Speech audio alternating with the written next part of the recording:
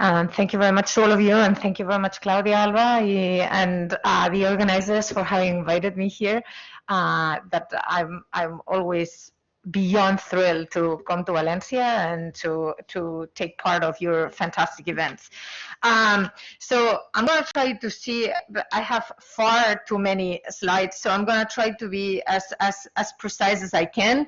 And basically, my presentation is directly related to Carmen's presentation, and I'm going to look not at the participants and the suppliers, but at the consumers and how do they handle all this. And yeah, because I believe that consumer welfare is very important, and it might be eventually threatened in this type of markets, and particularly in a specific type of transactions. So basically, as an example, to start, Aymara, to start, yeah, when you, for example, when you take an Uber,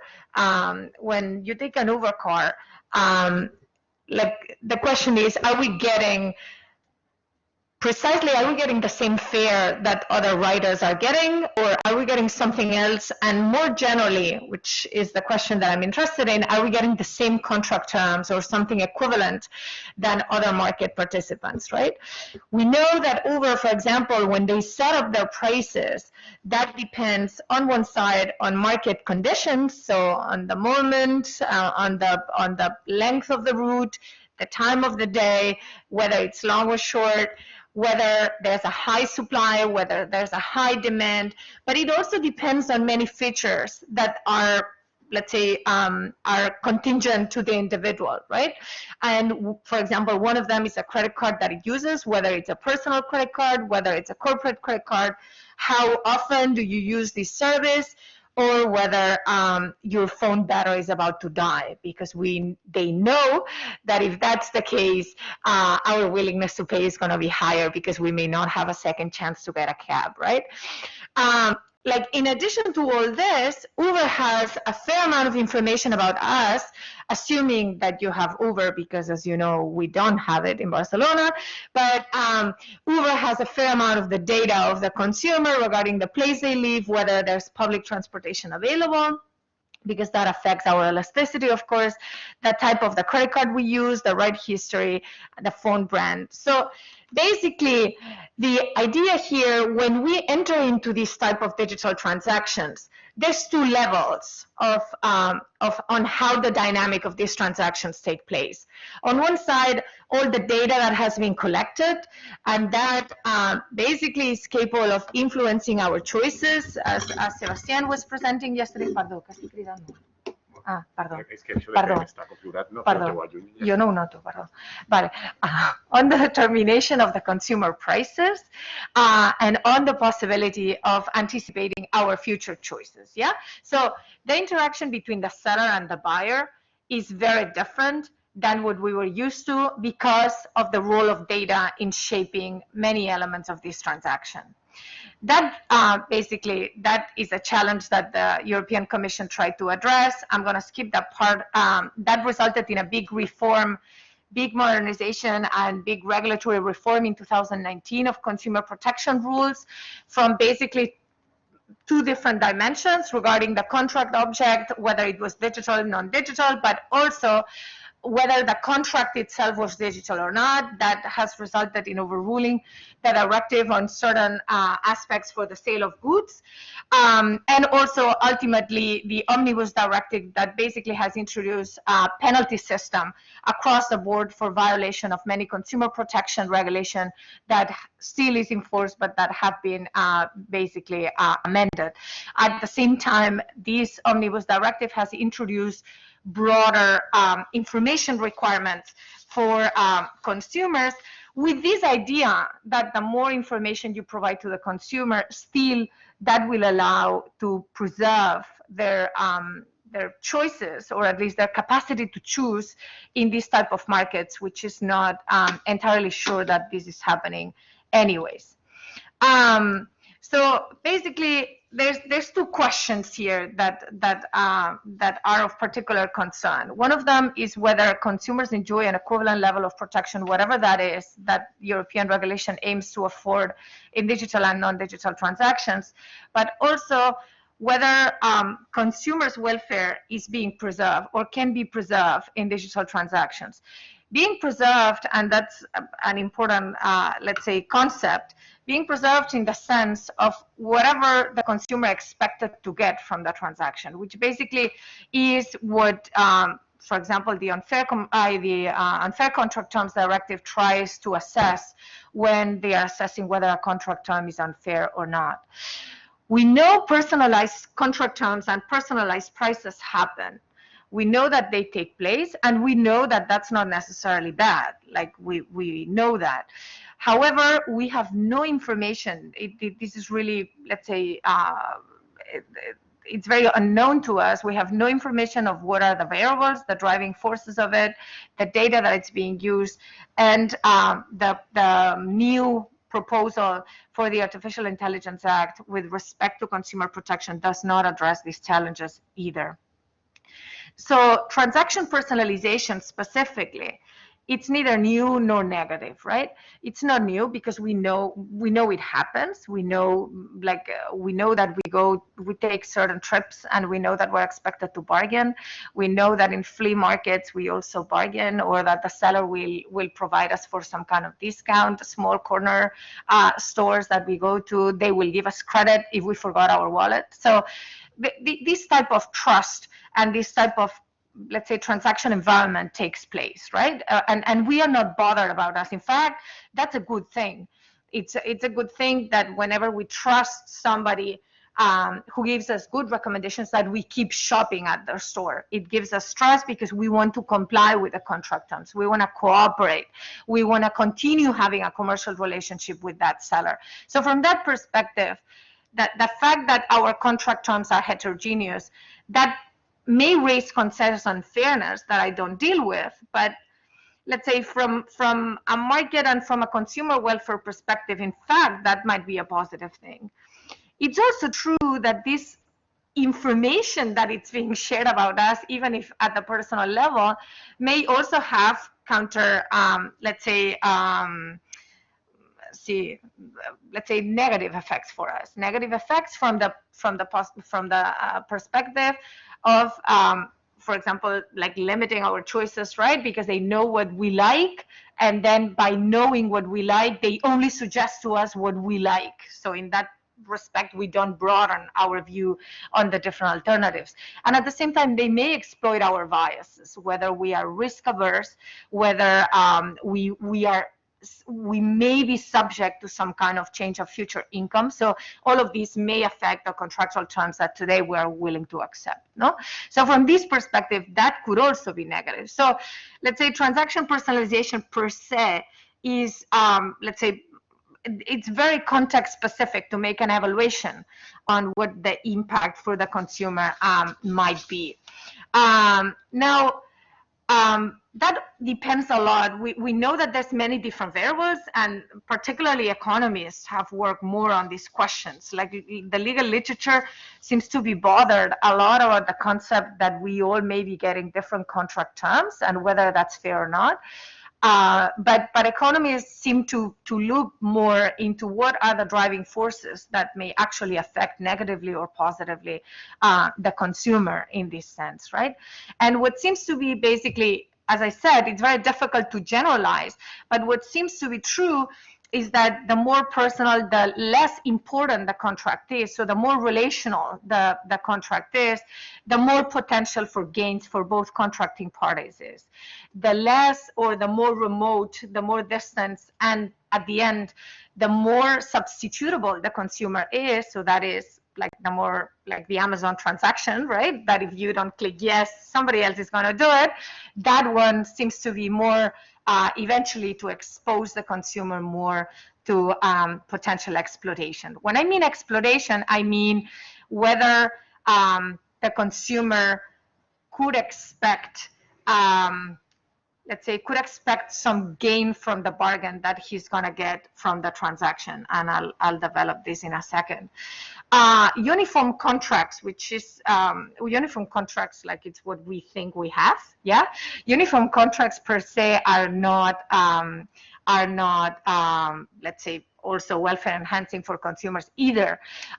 In fact, let's say that's a big discussion in consumer protection in Europe, in the sense that all the mandatory protections that we have, they basically generate big cross subsidies across consumers. Like depending on how much we value that protection, like withdrawal rates, or how much or how likely it is that we may exercise this protection, right? Then we would be willing to have it in the contract or not. And we don't, like all of us, we have it. So the ones who value it less and are less likely to exercise it are definitely subsidizing the ones that eventually will exercise it and value it most. And that tends to have, even though I'm not getting into this, but that tends to have big distributive consequences, because that tends to be poor consumers that end up subsidizing high-paying consumers that eventually may be the ones who are more likely to exercise those rights. So that also, there's plenty of questions on this. So basically, the two elements of these personalized algorithmic transactions. The question here is, okay, so if we know that this transaction personalization it's pretty assumed that it's taking place, and it's not necessarily negative for consumers, why do we have so many concerns about this algorithm when that is done, or at least when it's partially done, or when an algorithm participates in this personalization, right? And there's two questions, or at least I propose two arguments that for your consideration. The first one is the question that this personalization is based on data. And this data allows to do something that nothing else allows for, which is it allows for finding out what in economics has always been the biggest secret of the consumers, which is our willingness to pay. That's the last piece of information that sellers can guess in a pretty accurate way. And that can result in what I call the paradox of the happy but the poor consumer, right? Which is this idea that they are in a position to perfectly shape the transaction to our preferences by just giving us a price or let's say a cost of the contract that it's slightly below our willingness to pay. So we are de facto willing to accept it, but most of the contract surplus generated by the transaction ends up in the hands of the supplier. And that's the loss of welfare that I'm talking about. The second question that I'm not entirely sure I'll have time to address, but that I definitely think it's very relevant, is that the contractual approach that we have in European law, but in fact, I mean, in the US it's slightly different, but because their level of and their idea of consumer protection is very different. But our idea or our contract-based approach on contractual instruments, that's not working. And that's not working because of the nature of the contractual instruments themselves, but also because on how the consumers we are positioned in that transaction in order to be able to exercise this. And I'll try to see if I have time to draw this a little bit. With respect to data markets, I'll try to race because that's not, when we talk about the personalization, what I'm looking at is at this second transaction. I'm looking at the contract for goods and services, and the personalization takes place at this level. And it takes place at this level because of the data that previously has been acquired, right? Or at least partially based on this data that has been previously acquired. Now, this slide only justifies that personalization based on data under data protection regulation in Europe is allowed. So like from a normative perspective, the scope of the super broad consent to collect and process allows for that. So let's say normatively, it's fine that they do it. But then also, like the approach of the data protection regulation is based on consent.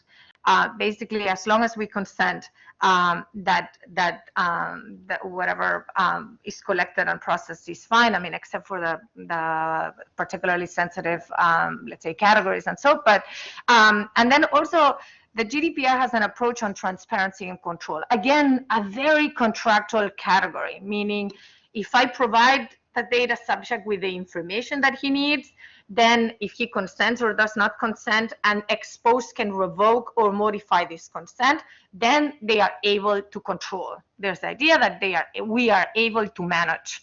However, this is not true. It's not true neither for our data nor for the processing of our data, because when we consent, we don't know the specific use. We know it's going to be processed. We know it's going to be shared, but we do not know, and we cannot assess at that moment the spillover effects of this data, the spillover effects over the future contracts that we enter into.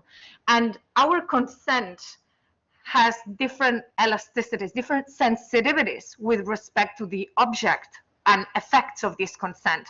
One of them being we want to access that website, but the other one is I may not agree that subsequently my surplus may be lower. And that is something that as of now, I cannot assess, because the truth is I don't know. This has not happened yet. I have not decided to enter into that transaction yet. And then also there's a collective dimension of this data.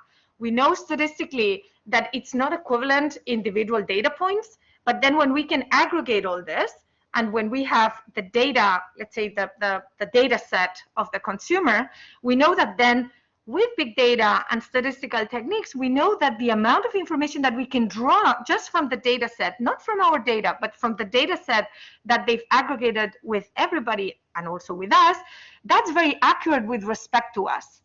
And that goes well beyond what we consented to, because our data is just a very small sample of that.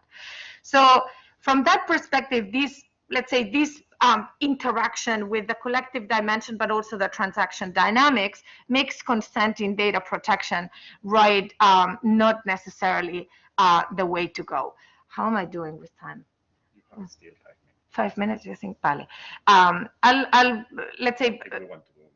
Yes. No, porque se dormirán. Bueno, no, like there's with respect to this consent, I have certain limitations here that I think, that arguments that I think that do not work. Let's say, do not make consent the fitting element to basically control our data. And even if we could, that control doesn't serve its purposes.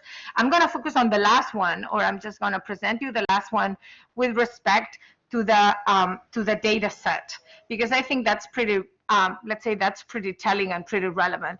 The GDPR and the data protection regulation in Europe seems to be assuming and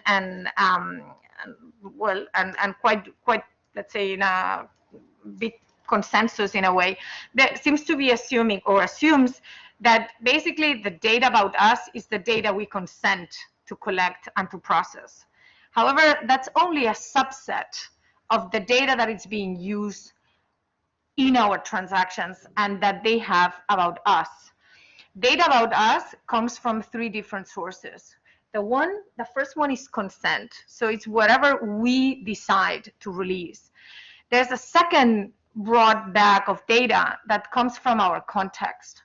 Third parties directly related to us that eventually release information about us, directly or indirectly. The institutions, the place we work, our friends, our neighbors, our family, places we visit.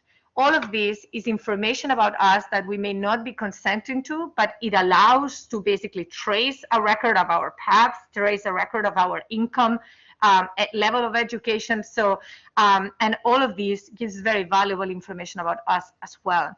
And also lately, the data brokers that have a very iffy role in European markets, because they are in a limbo of this consent that we've talked about before. Data brokers are capable of gathering all the data about all these data subjects, like through themselves or through third parties with legitimate use, and they are able to treat it to obtain basically very valuable inferences about us. Why inferences? Well, because, and that's a chart by the Financial Times, because they can, through all these big data sets, they can basically infer the correlations between the different data points. So if this person has this age, this race, this religion, lives here and has more or less that level of income, the likelihood that the taste will be X, it's pretty likely. And that is a piece of information that it's well beyond our like the data that we, let's say, particularly and individually released, right? So like the fact that the data set is much broader and goes well beyond our consent, I think it's an element that should be, it's worth of concern, because even if we decided never to be online, personalization would still be possible. And that's basically a pretty important element here. With respect to the second element is, how is that affecting, let's say, how is that affecting our position in the transactions? Well, there's three different elements here. The first one is that consumers, we have a hard time knowing whether the transaction is personalized. And we know that. And we know that consumers, not in digital contracts, consumers don't read. I mean, students don't read, consumers don't read. Consumers don't read. Then when they give us higher mandatory disclosures, pre-contractual information, and we have a higher amount of information, we know that we don't react to that, which means also that obligations to disclose, mandatory disclosures, don't function as a mechanism to create better quality terms. And that is something that, let's say, from an ex-ante perspective, that directly affects not only our capacity to consent to this personalization, but also to the second element, which is to assess what is the effect of this personalization for us. The counterfactual, it's on the law. The law says that if it's personalized, we should be able to know that it's personalized. Okay, but now what? Because we know it's personalized, but what do we assess this against? If we don't know what are the variables, we do not know what are the variables and what is their value in terms of the items that eventually would be changed or modified in terms of the transaction and the different contract terms. And eventually, we would not be able to assess that potential welfare that eventually we would be exposed to. And ultimately, and that's the part that puzzles me most, we cannot expect redress. We have wonderful consumer protection remedies for breaches of consumer protection obligation, particularly in consumer contracts. And I have to say they work reasonably okay. However, how are we going to expect redress in this type of context? If we do not know, we cannot assess whether it's good or bad for us, and it can go either way. And the contract by itself fits perfectly to what we were willing to have, because it's basically trimmed to our characteristics. The price by itself is slightly below what we were willing to pay, so the transactions should take place according to the basic economic theory, should take place, and it should be welfare enhancing for both of us, unequally, but welfare enhancing. So should we expect any challenge from that? If on top of everything, the consumer may be experiencing a loss that may be really minimal, because the loss that we are having may actually make it not worth it for the consumer to articulate and seek redress. But also, even if he wanted to seek redress for what? If you don't know what is your actual loss. Ultimately, like the last element that that I would like to put on the table is that because contractual remedies cannot function, again, we need to come up with some kind of regulatory cocktail. And here is where you guys come, which is we need some policy measures, because this cannot, let's say contractually and at the individual level, we already know about all the shortcomings of contractual remedies at a consumer protection level in not even digital markets. We know that. And in this case, the situation of the consumer is even more aggravated. So the policy measures, I'm still thinking, so these are just brainstorming ideas, but what would be the redefinition, or what could we encompass as expanding, broadening, or thinking what the, let's say, the conducts and the information that eventually could result in an unfair commercial practice, for example, ex ante, like these manipulations? Should you be provided, I don't know, should you be provided with the two contracts to begin with? Should you be provided with a sample contract that doesn't exist because nobody has it, because everybody has it personalized? Like that is worth thinking. Also, should these contract terms that result in a very small contract surplus on the consumer might be considered unfair? I mean, that triggers a bell, no, on the definition of unfairness of the Unfair Contract Terms Directive. But is that really the case? Because, like, what is the imbalance? Is the imbalance the ultimate result or the contract term? That's questionable.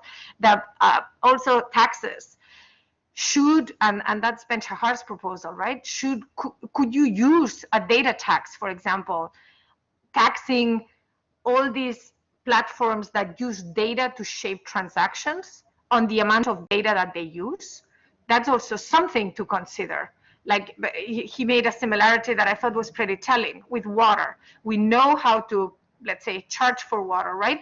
And water only, let's say, we use it at home.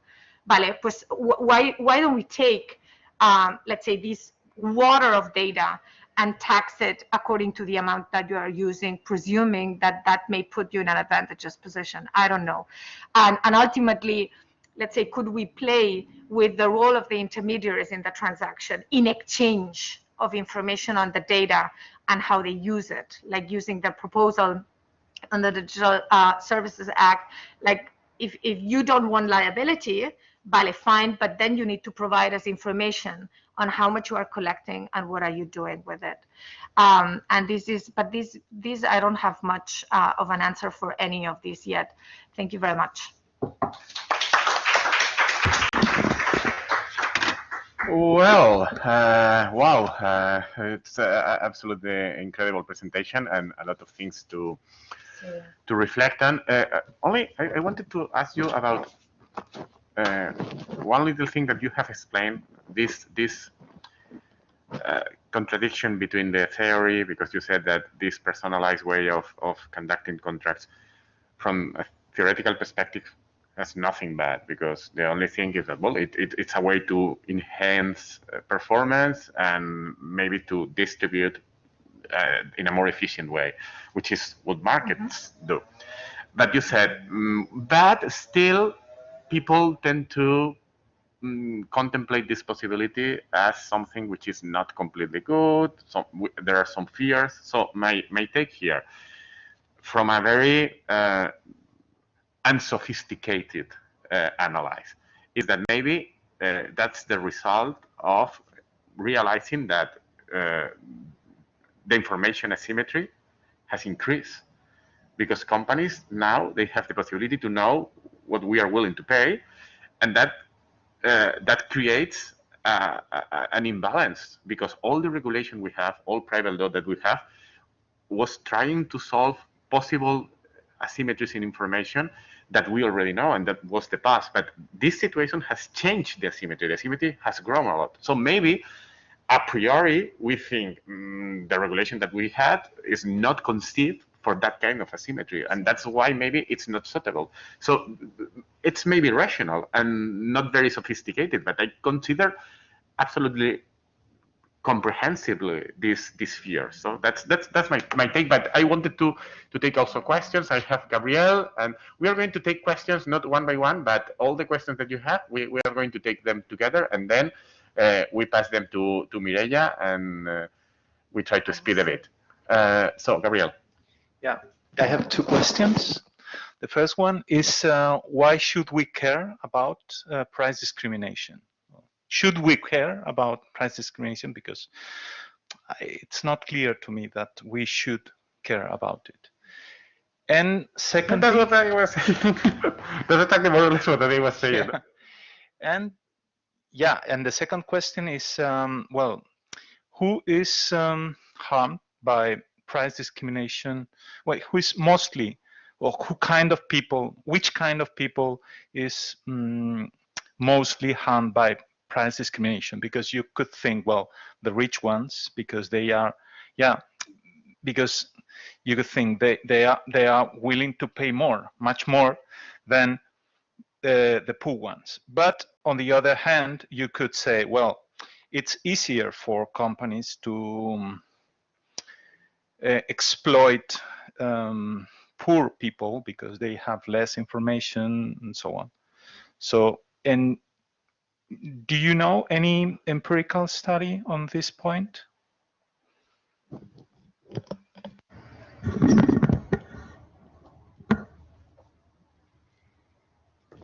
I also do have a question. I found that super interesting, but I was wondering whether you have taken a look at the unfair competition regulation, because there is a provision prohibiting discrimination among competitors, even if they consent to the treatment of their data. I was wondering whether this is prohibited also, because I think I read some years ago that there is a case in the Supreme Court dealing with price discrimination and flight tickets in Rumbo, I guess it was. And I was wondering whether it is possible, because we do have the option to do that with the big data and the algorithms that are developed in the companies, but I'm not sure whether, even if efficient, it is legally possible from this unfair competition law perspective, which is, I think, Article 15.1 or 16.1 of the Spanish Act.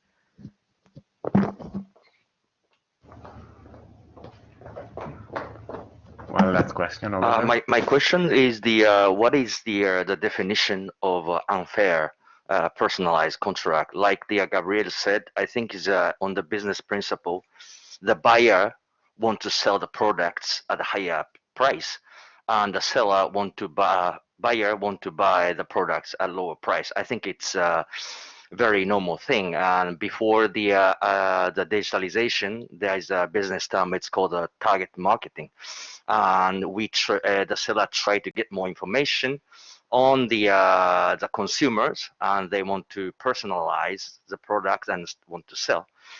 And I don't think there's not so much conflicts and over. So that's why my question is, what is the definition of the unfair personalized contract? So if there is any case, I really want to know what exactly it is. Thank you. If we don't have more questions, and I think we do not have questions online, so no. So with that, we can. Vale, thank you very much. But let's see if I can address them and convince you. With respect to your comment, Andres, I don't think it was a simple comment at all. In fact, I think that's the bottom line of the question.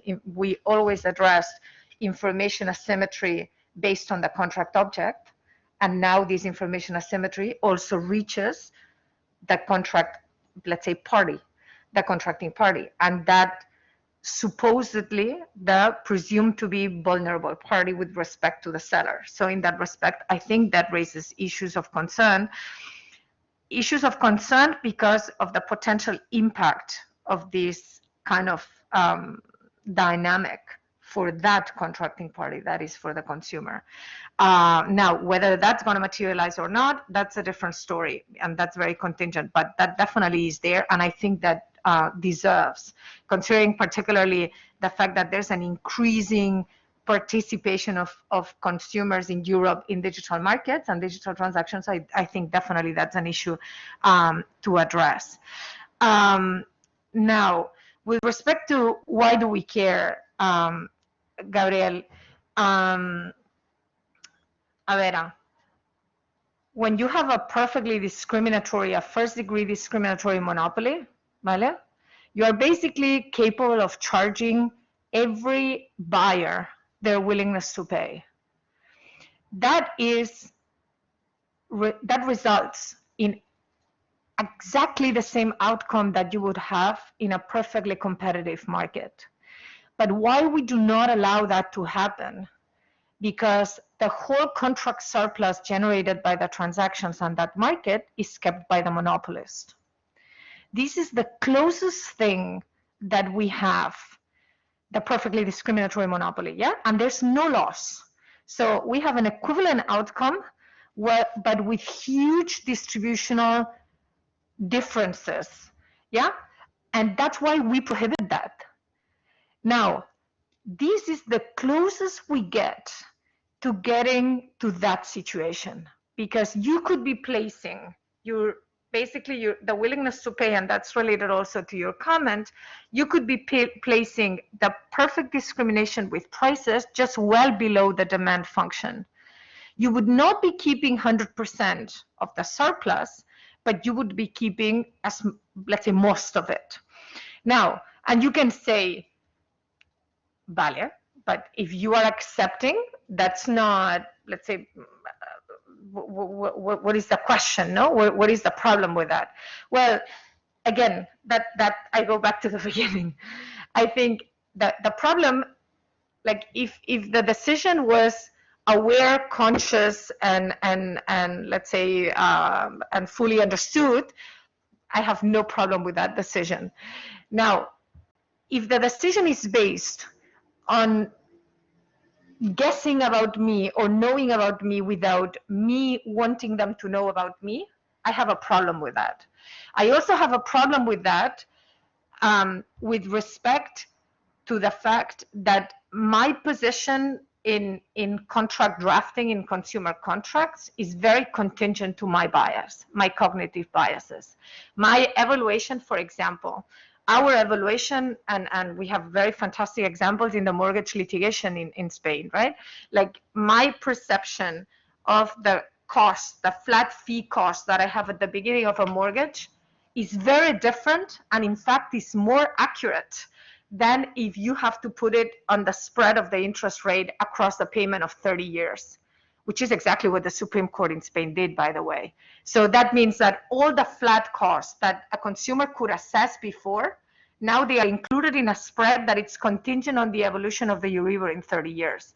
That affects my perception and my assessment of what is the expected cost and the expected surplus of that contract for me. And that, I think, affects directly the position of the consumer, because the level of uncertainty and the accuracy and the assessment of what are you going to get from the transaction is more blurred necessarily. And I'm talking about spot contracts, but if you put here a time dimension, it gets worse, because like your capacity to assess to the future, it's very difficult, if not impossible, right? So that is another thing. So, and then when I talk about harm, like I talk about potential loss. Like I don't know if the consumer is going to be hurt. I don't know if the consumer, but if we are saying that we're protecting consumers, what I'm saying is this is a flaw that puts the consumer in a very weak position, because they are sold, basically. They are sold, and because on how the whole thing works and how the design is going to work, it's not going to know, and it's not going to react to that. In fact, it's going to feel very happy about it. So now, is that what we want, in the sense that this contract surplus cannot be expected from consumers in this context? I'm not sure that that's what we want. And that's something that I think deserves caution. With respect to distributional concerns, yes, there's evidence. There's evidence that the studies that I know only refer to withdrawal rates. And there's, let's say, there's a study that basically looks at the valuation and also at the likelihood that you will use, they do that with mandatory law, right? So, and then they look also at how likely it is that you actually withdraw from the contract. And then what they see is that the less income you have, the less education, the less, let's say, the less sophisticated you are as a consumer, the less likely it is for you to get engaged in a battle for withdrawing, for example, from the contract, and also, or also eventually to pay for that protection, because you are not going to use it and you don't even know that it's there. So whereas more, let's say, sophisticated consumers have the possibility of knowing and then withdrawing from the contract, paying for the shipping, and that's it. But the cost of that right is shared by both unequally in that respect then. So the only one I know is this one, but I'm sure that in the US, I'm sure that there's more that I'm not aware of.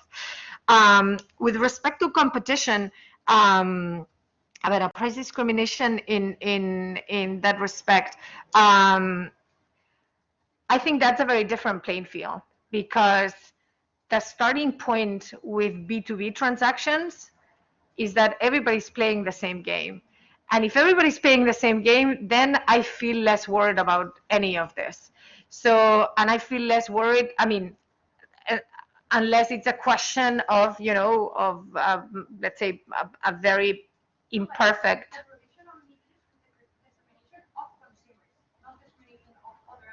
But you said competitors, no?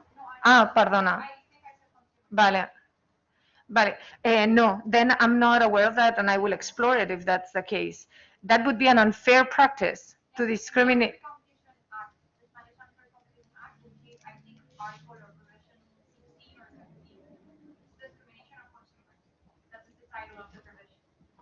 Vale, I will check on that. I know I'm not aware of it. Vale, I'll thank you very much. I'll definitely look into it. And then with respect to unfair, no, I don't think I have used the word unfair because I don't think it's unfair necessarily.